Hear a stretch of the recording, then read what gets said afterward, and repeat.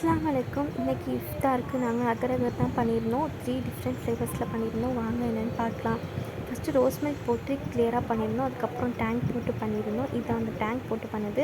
Yellow கலரில் இருந்தது வந்து கேசரி பவுடர் போட்டு பண்ணியிருந்தோம். இஃப்தாருக்கு எல்லாமே ரெடி பண்ணி எடுத்து வச்சிட்டோம். நாங்கள் நிறைய பேர் இருந்தோமா, அதனால ரோஸ் மில்க், அத்திப்பழ ஜூஸ் எல்லாமே போட்டோம். நைட்டு தராவியாக போயிருந்தோம். அப்போ இந்த பிஸ்கெட் டீலாம் கொடுத்துருந்தாங்க.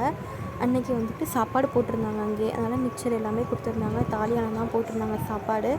அதுக்கான திங்ஸ் எல்லாமே எங்கள் வீட்டில் தான் இருந்துச்சு. அதுக்கப்புறம் நாங்கள் அதை எல்லாத்தையுமே எடுத்துகிட்டு போயிட்டோம். அதுக்கப்புறமா நெக்ஸ்ட்டு கேரட் பொரியல் பண்ண ஆரம்பிச்சிட்டோம். நாங்கள் கொஞ்சம் டிஃப்ரெண்ட்டாக பண்ணுவோம். எக்கெல்லாம் போட்டு டேஸ்ட் ரொம்பவே அருமையாக இருக்கும்.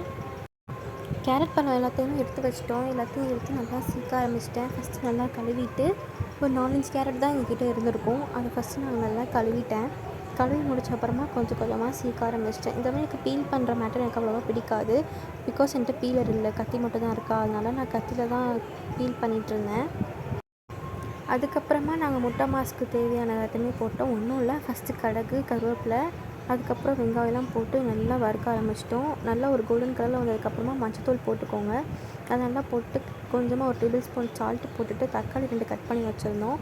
அதையும் நல்லா போட்டுட்டு, அதுக்கப்புறமா அதிலே கொஞ்சம் 65 மசாலா, இது வந்து மேகிஸ் மசாலான்னு ஒரு ப்ராடக்ட், என்னன்னு தெரில. ஆனால் அந்த மசாலா ரொம்பவே அருமையாக இருக்கும். இது போட்டு ஆரம்பிச்சுட்டு அதுக்கப்புறம் நாங்கள் மட்டன் மசாலாலாம் போட்டோம். இன்றைக்கி சில்லி பவுடரே சேர்க்கலை. மட்டன் மசாலா போட்டிங்கன்னா இன்னும் ஒரு டேஸ்ட் சூப்பராக இருக்கும். நெக்ஸ்ட் டே இது முடிச்ச கையோட நான் ரைஸ் வாட்டர் வச்சு ஃபேஸ் கிளென்ஸ் பண்ணி